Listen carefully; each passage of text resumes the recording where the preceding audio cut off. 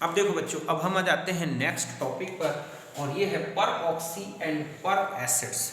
Okay, तो देखो बच्चों, आपने देखा होगा कि कुछ एसिड्स के नेम में पर ऑक्सी प्रीफिक्स लगा होता है, तो कुछ एसिड्स के नेम में ओनली पर प्रीफिक्स लगा होता है। तो ये जो प्रीफिक्सेस हैं इनको कैसे लगाएं, किस कंडीशन में लगाएं, इसी को हम डिस्कस करेंगे अपने इस टॉपिक में। ओके, तो फिर स्टार्ट करते हैं और सबसे फर्स्ट लेते हैं कि जब आपको जो भी पर ऑक्सी या पर एसिड दे रखा है और उसमें केवल एक सेंट्रल एटम है, ओके, तब आपको कैसे पर ऑक्सी या पर यूज करना है इसको मैं बता रहा हूं। ओके, तो देखो बच्चों, जो भी सेंट्रल एटम है उसका पहले एक एसिड लें और उसमें एक O ऐड कर दें। मतलब एक एसिड में जब O ऐड हो जाता है तब बनता है पर ऑक्सी एसिड या पर एसिड। समझ गए ना कि जो भी सेंट्रल एटम है उसके एक एसिड को लो और उसमें एक O और ऐड कर दो, तो अब जो रिजल्टेंट प्रोडक्ट बनेगा या जो भी एसिड बनेगा उसमें लिखे, उसके लिए जो प्रीफिक्स यूज होगा वो होगा पर ऑक्सी या फिर पर। जैसे H2SO4 है तो एक ही सेंट्रल एटम है सल्फर, आपने H2SO4 मीन सल्फ्यूरिक एसिड, उसमें O ऐड कर दिया तो बन जाएगा H2SO5। अब ये जो H2SO5 है इसमें हम क्या यूज करें प्रीफिक्स, पर ऑक्सी यूज करें या पर।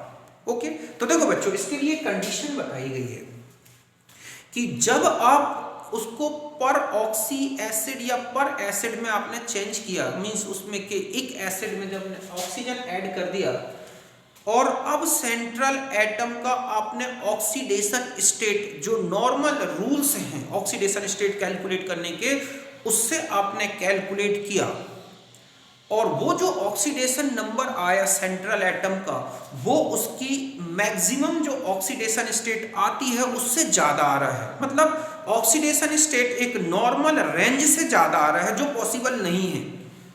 तब ध्यान रखें कि इस एसिड को, मतलब जिसमें आपने ऑक्सीजन जोड़ के बदला है न्यू एसिड में, उसमें यूज होगा पर ऑक्सी प्रीफिक्स।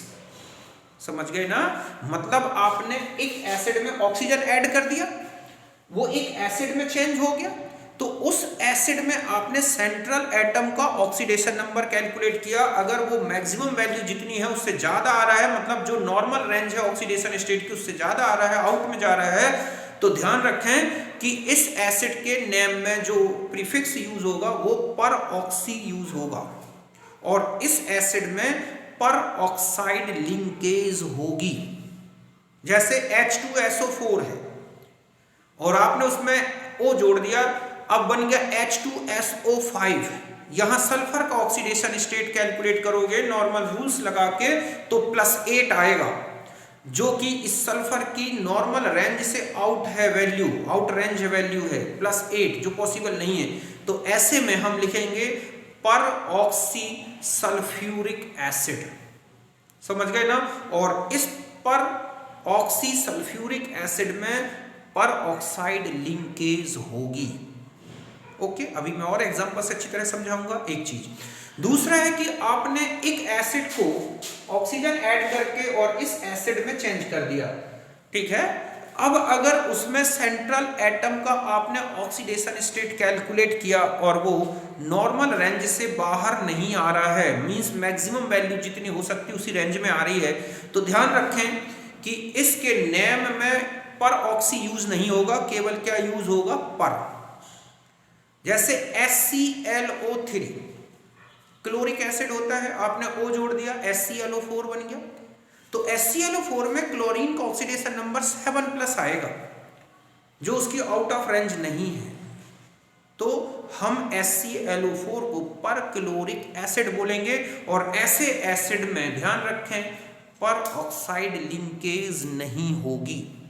समझ गए ना, तो यही मैंने यहां लिखा है कि पर ऑक्सी एसिड कब यूज करें, तो when oxidation state of element mean central atom, यहां किसकी बात कर रहा हूं बच्चों, element means central atom is out of normal range, then used peroxy prefix and molecule contain peroxide linkage. ध्यान से सुने, but oxidation state not out of the range used per prefix and not contain peroxide linkage in molecule. Okay? जब अम्ल के केंद्रीय परमाणु की ऑक्सीकरण अवस्था सामान्य ऑक्सीकरण अवस्था से बाहर की परास आती है तो इसके लिए परऑक्सी पूर्व लग्न लगाओगे बच्चों, तथा अणु में परऑक्साइड लिंकेज होगी। जबकि आउट ऑफ रेंज नहीं आती तो पूर्व लग्न पर लगेगा और इसमें कोई परऑक्साइड लिंकेज नहीं होगी। तो आप समझ गए होंगे अच्छी तरह से, आप इसे नोट करें।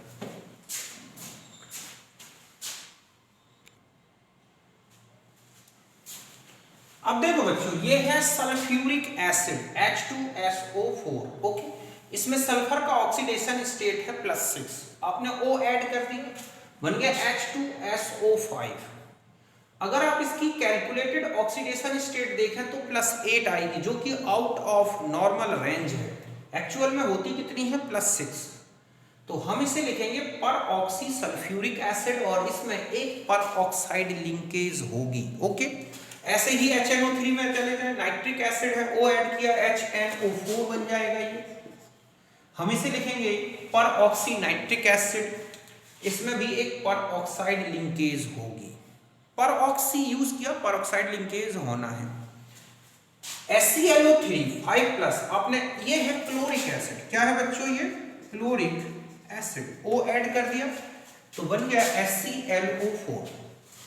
कैलकुलेटेड ऑक्सीडेशन स्टेट है +7 और एक्चुअल भी +7 है, तो आउट ऑफ रेंज तो नहीं हुई ना, तो इसे लिखेंगे हम पर क्लोरिक एसिड। इसमें कोई परऑक्साइड लिंकेज नहीं होगी, आप इसका स्ट्रक्चर देख सकते हैं। तो यहां तक आप समझ गए होंगे। फिर हम अभी देखेंगे कि परऑक्साइड लिंकेज कैसे कैलकुलेट करें, कि किस कंपाउंड में कितनी परऑक्साइड लिंकेज है। ओके, तो इसको नोट करें।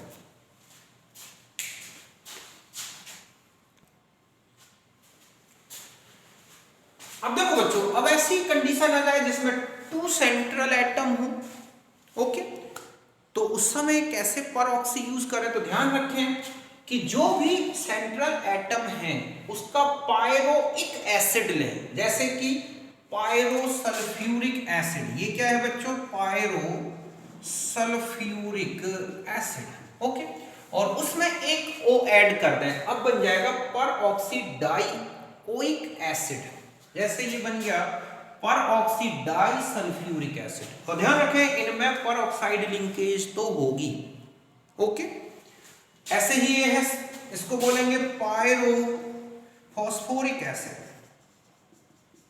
ओके, आप इसमें एक O ऐड कर रहे हैं तो बन गया पर ऑक्सी डाई फॉस्फोरिक एसिड, इसमें भी पर ऑक्साइड लिंकेज होगी। हम H2SO4 का ये है पायरोसल्फ्यूरिक एसिड, इसमें आपने O ऐड कर दिया तो एक O था, एक और बढ़ गया, तो ये परऑक्साइड लिंकेज आ गई। और अब इसे हम क्या लिखेंगे बच्चों? पर, ठीक है, ये है परऑक्सी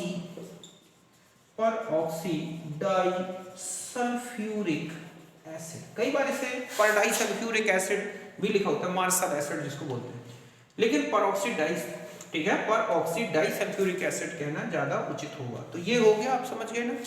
अब एक और चीज बता दूं मैं, यहां तक तो आप समझ गए होंगे कि पायरोइक एसिड में एक ऑक्सीजन ऐड कर दो, पर डाइऑक्सी, ठीक है, पर डाइऑक्सी, परऑक्सी डाई, एक एसिड चेंज हो गया, परऑक्साइड लिंकेज होगी, जो आपने इसके एग्जांपल देखे। अब यहां पर और एक चीज बता दूं कि यहां पर आप ऑक्सीजन माइनस कर दें तो यहां पर अब बच्चों क्या बन जाएगा? हाइपोइक एसिड। जैसे हमने लिया H2S2O7, या हम यहां पर ले लें H4P2O7।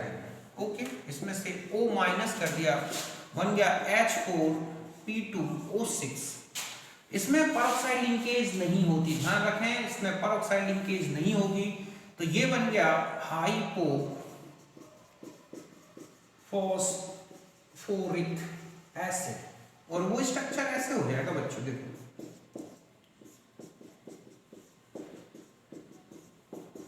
ऐसे, समझ गए ना, कि यहां पर जो फास्फोरस कितने हो गए, H4, सॉरी यहां पर आएगा OH, यहाँ पर आ जाएगा OH। तो यहाँ पर कोई परऑक्साइड लिंकेज नहीं है, जो पायरो में थी वो भी हटा दी आपने।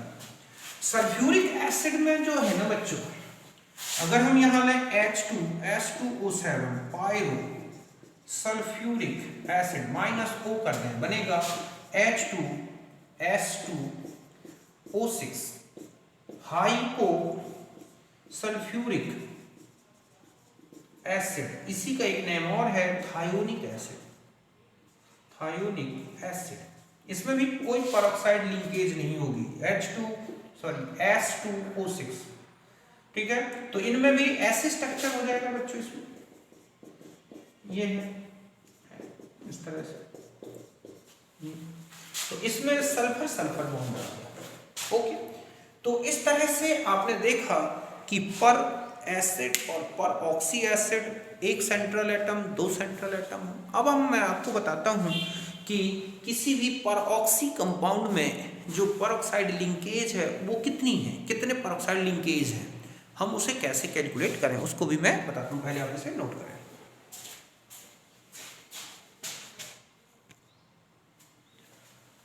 अब देखो बच्चों, अब आता है कि डिटरमिनेशन ऑफ परऑक्साइड लिंकेज। आप किसी भी परऑक्सी कंपाउंड में कितने परऑक्साइड लिंकेज हैं, इनका कैलकुलेशन कैसे करें।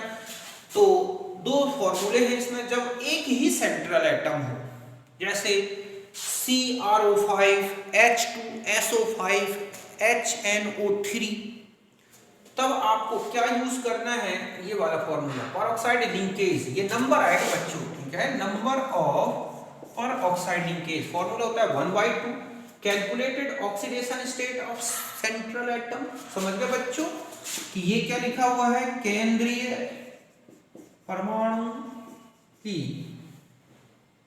परिकलित ऑक्सीकरण संख्या, जो आप नियम से निकालते हैं, और माइनस में ये है सेंट्रल एटम की वास्तविक ऑक्सीकरण संख्या। ओके, इस तरह से।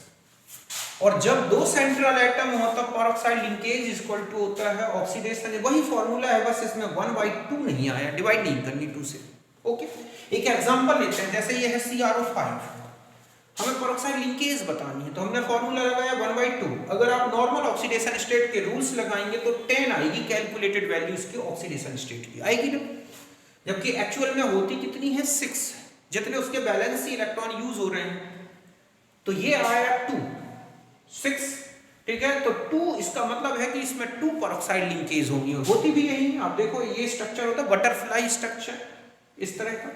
यहां पर क्रोमियम की +6 ऑक्सीडेशन स्टेट है, ये -1, ये -1, ये -1, ये -1, और यहां पर इसकी ऑक्सीजन की -2। ये है जस्ट ऐसा ही एक एग्जांपल। तो लिख लिया आपने, ये फॉर्मूला लिख लिया। अब देखो एक H2SO5 में देखते हैं क्या रिलेशन आता है, फिर हम H2S2O8 में भी देखेंगे करके, ठीक है। H2SO5 अब देख रहे हैं सेंट्रल एटम 1 है, तो परऑक्साइड लिंकेज नंबर ऑफ कितना आ जाएगा बच्चों, देखो H2SO5। ओके, तो यहां पर फॉर्मूला लगाएंगे हम 1/2।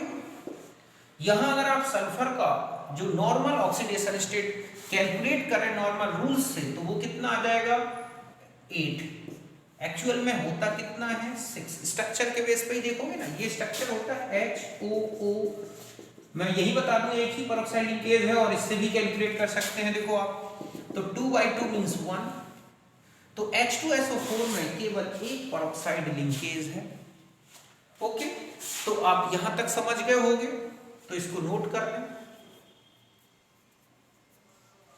अब हम आ जाते हैं इसके बाद इसमें देखते हैं, जैसे दूसरा है कि H2S2O8 इसमें कितना है। तो देखो बच्चे, इसमें सेंट्रल एटम कितने हैं, 2 सल्फर है। तो peroxide linkage, number of peroxide linkage, तो देखो यहां पर आता है कि इसका कैलकुलेटेड ऑक्सीडेशन स्टेट कितना होगा। तो यहां आएगा 7, आप कैलकुलेट कर लें, ठीक है। 16 में से 2 है 14, 2x में, तो x = 7। एक्चुअल में होती है 6, तो ये आ गया 1।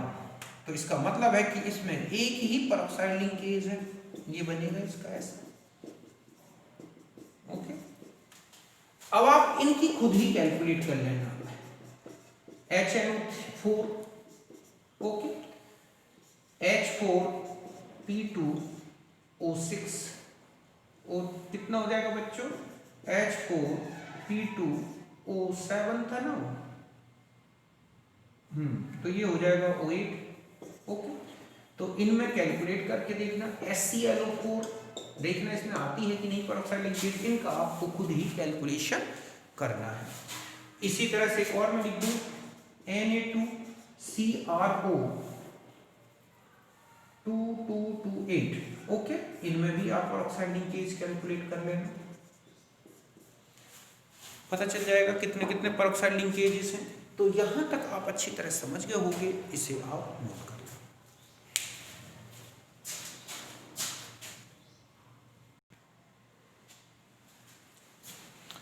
अब देखो बच्चों, अब कुछ क्वेश्चंस ऐसे भी आते हैं जो आपको ऑक्सीडेशन स्टेट की स्टेबिलिटी से रिलेटेड होते हैं। मैं कुछ पॉइंट्स इंपॉर्टेंट बता दूं, हालांकि ये सारा आप इनऑर्गेनिक में भी आएगा, S block, P block, D block, F block, इनमें कौन सी ऑक्सीडेशन स्टेट क्यों है स्टेबल, किस तरह से स्टेबल है, इसके बारे में फिर भी यहाँ पर हम थोड़ा सा डिस्कस कर लेते हैं, थोड़ा इजी हो जाएगा आगे। तो स्टेबिलिटी ऑफ ऑक्सीडेशन स्टेट्स, ऑक्सीकरण अवस्थाओं का स्थायित्व। देखो पहला पॉइंट है on the basis of inert electronic configuration. आप देखोगे S ब्लॉक, ध्यान रखें ये मेनली किसके लिए है, S ब्लॉक एलिमेंट्स के लिए। ओके, ये है, और F या कहें कि हैलोजेंस ग्रुप। आप देखोगे S ब्लॉक में फर्स्ट ए में +1 स्टेबल है। ऐसा क्यों है, क्योंकि इनका एक इलेक्ट्रॉन रिमूव हो जाए तो इनका जो आउटर इलेक्ट्रॉनिक कॉन्फ़िगरेशन आएगा NS2 NP6 आता है, जो कि 0 ग्रुप एलिमेंट्स के कॉन्फ़िगरेशन का है। ठीक है, तो ऐसा कॉन्फ़िगरेशन, ऐसे ही सेकेंड ग्रुप में 2 इलेक्ट्रॉन रिमूव हो जाए तो इनमें 2+ ज्यादा स्टेबल, तो इससे ज्यादा इनमें मिलती भी नहीं, +1 इनमें मिलती है, +2 इनकी हाईएस्ट स्टेबल ऑक्सीडेशन स्टेट्स हैं S ब्लॉक में। देखोगे ऐसे हैलोजन में एक इलेक्ट्रॉन ऐड हो जाए तो इनर्ट कॉन्फ़िगरेशन हो जाता है, इसलिए उनमें -1 स्टेबल होती है। ये तो आप जानते हैं, बहुत इजी है ये। ओके, एक होता है on the basis of inert pair effect. आप देखोगे जब P ब्लॉक में जाओगे तो ग्रुप में जब हम ऊपर से नीचे चलते हैं तो आप देखोगे लास्ट 2 मेंबर्स में जो ऑक्सीडेशन स्टेट्स हैं उनके ग्रुप नंबर या जितने उनके वैलेंसी इलेक्ट्रॉन्स थे उससे 2 कम हो जाने के बाद स्टेबल होती है। ओके, यही मैंने लिखा है कि आप P ब्लॉक एलिमेंट्स में जाओगे तो जो stable oxidation state of last 2 members in each group, आप सभी ग्रुप में चले जाओ, ऊपर से नीचे जाओगे तो लास्ट 2 मेंबर्स उनमें जो स्टेबल ऑक्सीडेशन स्टेट्स मिलती हैं वो कैसे कैलकुलेट करें, तो ये है number of valency electron means outer most electrons, उसमें से -2 कर दो। आप समझ गए बच्चों कि जो P ब्लॉक के तत्व हैं के तत्व में अंतिम 2 तत्वों, और अगर हम 7th पीरियड और ले लें तो 3 हो जाएंगे, मैंने हमें पीरियोडिक टेबल में 2 ही देखने होते हैं। तो P ब्लॉक के तत्वों के अंतिम 2 तत्वों की स्थायी ऑक्सीकरण अवस्थाएं, तो ये है संयोजी कोष में जितने इलेक्ट्रॉन्स हैं उसमें से -2 कर दो, अब जो बचा वही उसकी स्टेबल ऑक्सीडेशन स्टेट होगी। देखो कैसे, जैसे इंडियम है, ये कौन से ग्रुप के, थर्ड ए ग्रुप के, इनके जो वैलेंसी इलेक्ट्रॉन्स होते हैं बच्चों कितने होते हैं, 3 होता है ना, बोरॉन वर्ग, तो 3 में से 2 घटा दें, माइनस कर दें, +1, इसका मतलब है कि इंडियम और थैलियम में +1 स्टेबल होगी, और ग्रुप में ऊपर से नीचे जाए तो ये स्टेबिलिटी और बढ़ती जाती है, मतलब इससे ज्यादा स्टेबल इसमें बनेगा। इनर्ट पेयर इफेक्ट क्या है ये P ब्लॉक में आप अच्छी तरह से पढ़ोगे। ऐसे ही Sn और Pb में चले जाए, Sn और Pb वैलेंस इलेक्ट्रॉन 4 होते हैं, उनमें से ग्रुप नंबर 2 इलेक्ट्रॉन इनर्ट हो गए तो क्या स्टेबल होगी, Sn की +2 या Pb की +2। आप देखोगे PbCl2 मिलता है, PbO मिलता है, SnCl2 मिलता है, ये बहुत ही स्टेबल है। रीजन है इनर्ट पेयर इफेक्ट, तो यहां तक आप नोट करें। ओके,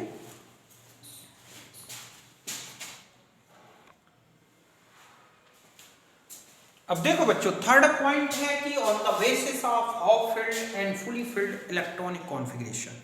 तो ध्यान रखना है कि अगर कोई भी कैटाइन या एनाइन बनता है और उसमें हाफ फिल्ड p ऑर्बिटल या d ऑर्बिटल या f ऑर्बिटल या fully filled p orbital d orbital f orbitals आते हैं, तो उनमें जो भी चार्ज लगा है बच्चों, चाहे वो प्लस का हो या माइनस का, वही उनकी स्टेबल ऑक्सीडेशन स्टेट होगी। समझ गए ना? मतलब कैटाइन हो या एनाइन, अगर उनमें हाफ फिल्ड या फुल फिल्ड ऑर्बिटल्स आ जाते हैं तो ऐसे में जो भी चार्ज लगा है उनका वही उनका स्टेबल ऑक्सीडेशन स्टेट है। ओके, जैसे इनर्ट गैसेस है उनका ऑक्सीडेशन स्टेट 0 है क्योंकि फुली फिल्ड p ऑर्बिटल्स है, p6 कॉन्फ़िगरेशन मिलता है। ओके, Zn, Cd, Hg आप देखोगे इनमें +2 स्टेबल ऑक्सीडेशन स्टेट है क्योंकि फुली फिल्ड D10 कॉन्फ़िगरेशन है। जिंक किससे आगे नहीं मिलती, इससे आगे नहीं मिलती। ठीक, F-, Cl-, Br-, -1 स्टेबल है क्योंकि फुली फिल्ड p6 कॉन्फ़िगरेशन है। S-2 sulphur oxygen -2 sulphur -2 stable है क्योंकि p6 कॉन्फ़िगरेशन है। F ब्लॉक में चले जाओ तो Eu की +2 Yb की +2 स्टेबल कॉन्फ़िगरेशन है। क्यों? क्योंकि इनमें ये हाफ फिल्ड फुल फिल्ड मिलता है। ल्यूटेशियम +3 मिलती है क्योंकि इसमें +3 है ये, क्योंकि 4F14 मिलती है। सीरियम +4 मिलता है, ठीक है, क्योंकि इसमें F0 है। जिनोन जैसा कॉन्फ़िगरेशन, इनर्ट कॉन्फ़िगरेशन आ जाएगा। तो इस fully filled half filled configuration के बेस पर भी आप बता सकते हैं कौन सी स्टेबल ऑक्सीडेशन स्टेट है, तो आप इसे नोट करें।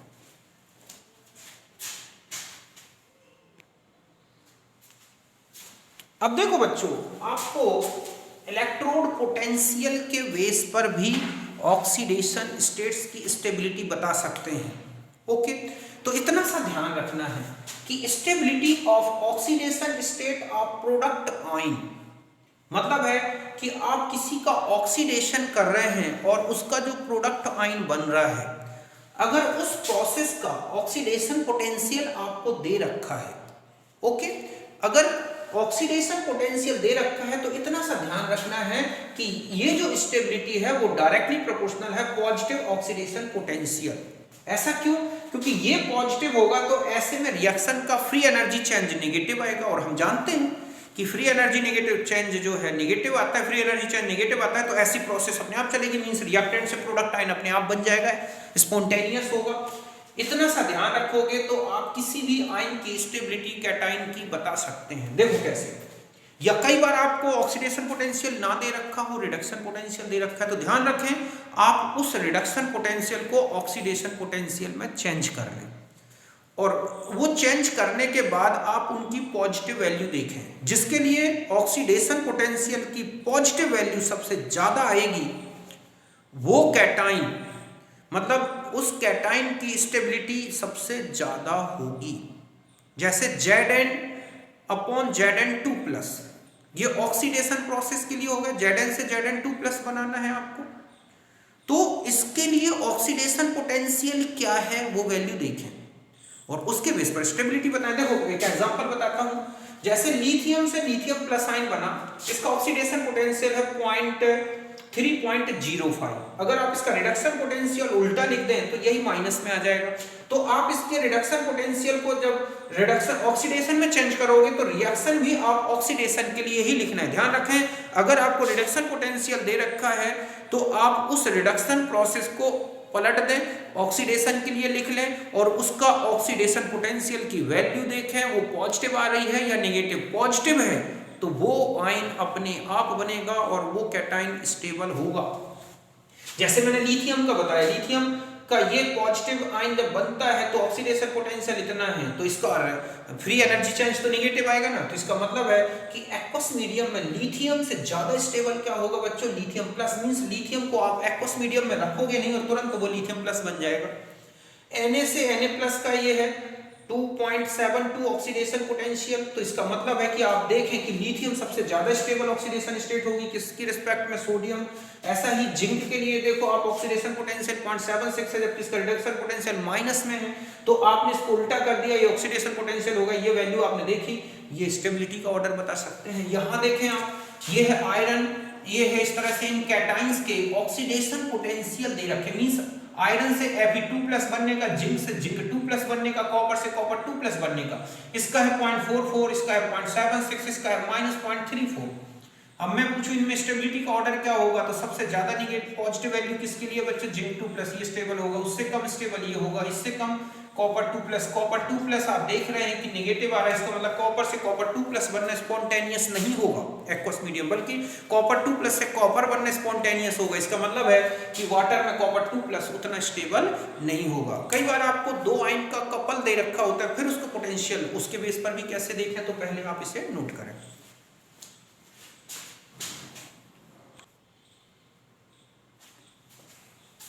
अब देखो बच्चों, जैसे आपको ये एक रिडक्शन पोटेंशियल दे रखा है Mn3+ to Mn2+, means Mn3+ से Mn2+ बनता है, तो इसका रिडक्शन पोटेंशियल ये है। ओके, मैंने ये प्रोसेस लिखी है Mn3+, ये हमेशा ध्यान रखें रिएक्टेंट और ये प्रोडक्ट के फॉर्म में लिखें।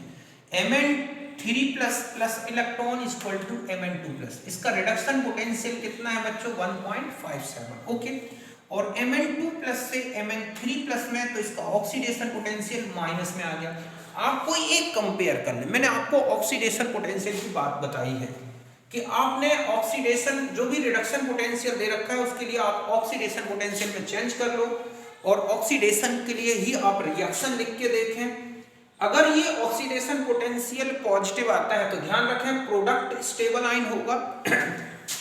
यहां इतना सा ध्यान रखना है, ऑक्सीडेशन पोटेंशियल पॉजिटिव तो प्रोडक्ट आयन स्टेबल होगा बच्चों, समझ गए ना। कौन सा आयन, उत्पाद आयन की ऑक्सीकरण stable ion means oxidation state stable होगी बच्चों। उत्पाद आयन की ऑक्सीकरण अवस्था स्थायी होगी। ओके, और ई ऑक्सीडेशन पोटेंशियल निगेटिव आता है तो oxidation state of reactant ion stable. समझिए बच्चों, अभिकारक की ऑक्सीकरण अवस्था स्थायी हो। अब मैं यहां पूछूं कि 2+ ज्यादा स्थायी है या 3+, तो देखो 3+ ऑक्सीडेशन पोटेंशियल निगेटिव आ रहा है, तो जब निगेटिव आ जाएगा तो हमें अभिकारक की ऑक्सीडेशन स्टेट को स्टेबल बनाना है, मींस +2 स्टेबल होगी +3 किसमें, Mn में। और वैसे भी जानते हैं +2 में हाफ फील्ड कॉन्फ़िगरेशन होगा मैग्नीज की, इसलिए वो ज्यादा स्टेबल होगा। +3 बनाना इसलिए टफ है क्योंकि उसमें एक अनस्टेबल कॉन्फ़िगरेशन आ जाएगा। तो इतना सा ध्यान रखना है कि आपको किसी भी ऑक्सीडेशन या एक रेडॉक्स कपल दे रखा है और उसमें आपको ये देखना है कि उसकी आप पहले रिडक्शन प्रोसेस लिख लें, उसको देख के जो आयन ये है इसे रिएक्टेंट माने और इसको प्रोडक्ट और उसकी रिएक्शन लिख के उसके आगे वही वैल्यू लिख दे जो प्लस या माइनस में दी है। फिर आप उसकी ऑक्सीडेशन प्रोसेस के लिए लिख लें और उसका ऑक्सीडेशन पोटेंशियल उसका उल्टा कर दें। अगर ये पॉजिटिव वैल्यू आ जाए तो ध्यान रखें कि प्रोडक्ट आयन का ऑक्सीडेशन स्टेट स्टेबल बतानी है, अगर ये नेगेटिव आ जानी है तो रिएक्टेंट की ऑक्सीडेशन स्टेट क्या बतानी है, स्टेबल बतानी है। बस इतना सा ध्यान रखना है, या तो नेगेटिव होगी या पॉजिटिव होगी, इतना सा हो गया एक चीज। अब आता है कि नेगेटिव ऑक्सीडेशन स्टेट को आप स्टेबिलिटी कैसे बनाएं, तो आपको इतना सा और ध्यान रखना है, ठीक है, कि स्टेबिलिटी ऑफ, ठीक है, नेगेटिव ऑक्सीडेशन स्टेट, तो ये डायरेक्टली प्रोपोर्शनल होती है ई स्टैंडर्ड रिडॉक्स। समझ गए बच्चों, रिडक्शन मतलब है कि रिडक्शन पोटेंशियल, ठीक है, वो भी क्या देखनी है, पॉजिटिव वैल्यू। तब ऐसे में ध्यान रखें कि जो प्रोडक्ट मतलब यहां पर ये किसकी स्टेबिलिटी है, यहां पर लिख दे रहा हूं मैं कि stability of oxidation state of product ion. समझ गए ना बच्चों, उत्पाद आयन की ऑक्सीकरण अवस्था का स्थायित्व, और ये है रिडक्शन पोटेंशियल की पॉजिटिव वैल्यू लेनी है। जैसे देखो बच्चों F plus electron equal to F minus. इसका रिडक्शन पोटेंशियल कितना होता है बच्चों? 2.85 volt. Okay, Cl plus electron equal to Cl minus, reduction potential कितना होता है बच्चों इसका? ठीक है, ये होता है 1.36 वोल्ट।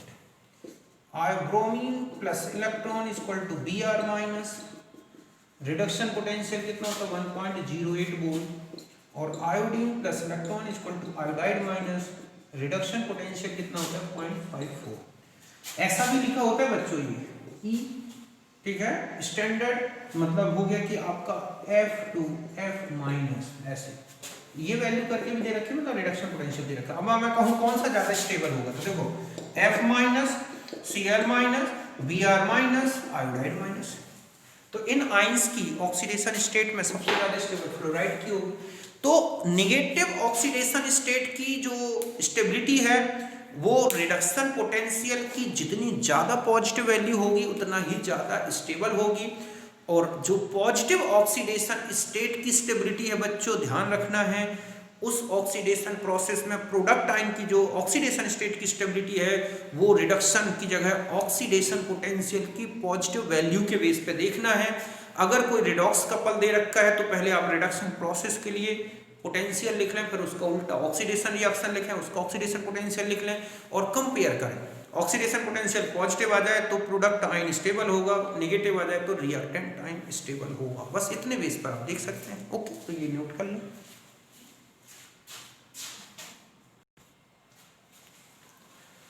अब देखो बच्चों, अब हम आ जाते हैं on the basis of ionisation energy. पहली बात तो ये ध्यान रखना है कि जिस ऑक्सीडेशन स्टेट को बनाने के लिए जितनी कम आयोनाइजेशन एनर्जी लगती है वो ऑक्सीडेशन स्टेट उतना ही स्टेबल होती है। मतलब एक कितना सा ये ध्यान रखना है कि ऑक्सीडेशन स्टेट, ठीक है, stability directly inversely proportional to the ionisation energy. मतलब जिस ऑक्सीडेशन स्टेट को लाने के लिए जितनी कम एनर्जी लगेगी वह ऑक्सीडेशन स्टेट उतनी ही जल्दी बनेगी। यही रीजन है कि एस ब्लॉक के जो फर्स्ट ग्रुप है, एस ब्लॉक का मतलब लिथियम, सोडियम, पोटेशियम, इनकी आयोनाइजेशन एनर्जी सबसे कम है, इसलिए इनकी +1 सबसे ज्यादा स्टेबल है। ओके, फिर दूसरा आता है कि एक ही एलिमेंट की बहुत सारी ऑक्सीडेशन स्टेट्स दे रखी हों और फिर दो एलिमेंट्स के लिए कंपेयर करना हो तो ये ध्यान रखना है कि ये वैल्यू है कि if total ionisation energy for higher oxidation state is low then higher oxidation state stable and low value for particular oxidation state then lower oxidation state stable. समझ गए बच्चों कि अगर किसी आयन की हायर ऑक्सीडेशन स्टेट्स के लिए आपने सारी आयोनाइजेशन एनर्जी कैलकुलेट करके ऐड की और वो वैल्यू, और ऐसा ही दूसरे एलिमेंट के लिए वो वैल्यू अगर आप कंपेयर करते हैं तो हायर वैल्यू जिसके लिए कम होगी उसकी हायर ऑक्सीडेशन स्टेट स्टेबल होगी, और एक किसी पर्टिकुलर ऑक्सीडेशन स्टेट की बात की गई हो तो जिसके लिए कम होगी वो स्टेबल होगी। देखो कैसे, जैसे निकल है I1 I2 2+, यहाँ ये क्या बन रहा है Ni2+, और यहाँ पर Pt का ये 2+ है। ओके, तो आप इसके 2+ बनने की एनर्जी है 2.49 × 10⁻³ और इसके बनने की 2.66। तो इसका मतलब है कि निकल 2+, प्लेटिनम 2+ से ज्यादा स्टेबल होगा। अब हम 4+ की बात करें तो ये निकल 4+ तक बनने की है और ये प्लेटिनम 4+ बनने तक की टोटल वैल्यू दे रखी है। तो ये वैल्यू ज्यादा है, ये वैल्यू कम है, इसका मतलब है प्लेटिनम का 4+ निकल के 4+ से ज्यादा स्टेबल होगा। समझ गए ना कि किसी हायर ऑक्सीडेशन स्टेट के लिए टोटल ओवरऑल आप क्या करें, आयोनाइजेशन एनर्जी ऐड कर लें। जिस आयन के लिए हायर ऑक्सीडेशन के लिए वैल्यू कम हो उसकी हायर ऑक्सीडेशन स्टेट स्टेबल होगी। पर्टिकुलर का कंपेयर करना हो तो ध्यान रखें जिसकी लोअर वैल्यू है वो ऑक्सीडेशन स्टेबल होगी। यहाँ देखें 2+ ज्यादा स्टेबल है निकल की प्लेटिनम की, यहाँ 4+ की बात करें तो निकल की 4+ कम स्टेबल है और प्लेटिनम की ज्यादा है। ओवरऑल से भी कंपेयर करके बता सकते हैं। तो पर्टिकुलर ऑक्सीडेशन स्टेट में कंपेयर कर लो बच्चों, जो लोअर है वही स्टेबल है, हायर में जो लोअर है वही स्टेबल है। बस इतना सा ध्यान रखना है। ओके, तो ये था ऑक्सीडेशन स्टेट के बारे में स्टेबिलिटी बताना। और जो जो भी इंपॉर्टेंट, तो ये मेरा जो रिडॉक्स प्रोसेस वाला जो मैटर था, ओके बच्चों, मैंने ये पूरा कंप्लीट कर दिया। अब मैं स्टार्ट करूंगा ऑर्गेनिक, जिसमें मैं पूरी ऑर्गेनिक लूंगा GOC से। आप मेरे एक एक वीडियो देखेंगे, पूरी ऑर्गेनिक कंप्लीट बताऊंगा मैं आपको। और छोटी से छोटी, बड़ी से बड़ी मैकेनिज्म जो भी होगी कंप्लीट ऑर्गेनिक में बताऊंगा। मैं समझता हूँ आपकी कोई प्रॉब्लम नहीं रह जाएंगी, ये मेरा वादा है।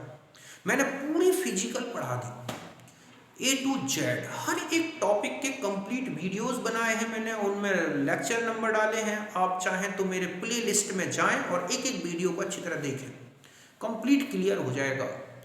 नीट और JEE मेंस का तो एक एक टॉपिक क्लियर हो जाएगा, इससे बाहर नहीं जा सकता। आप मेरे एक एक वीडियो को देखें। ओके, अब हम जो टॉपिक स्टार्ट करेंगे और वो होगा हमारा GOC से। जो 11th का पार्ट पहले complete GOC, higher level, low level सारा बताऊंगा। आप एक एक करके वीडियो देखते रहें और उसमें जो भी आपको आपके कमेंट्स मेरे प्रति बन रहे हो आप जरूर लिखें। ओके, तो फिर मिलते हैं नेक्स्ट वीडियो में। Bye, thank you.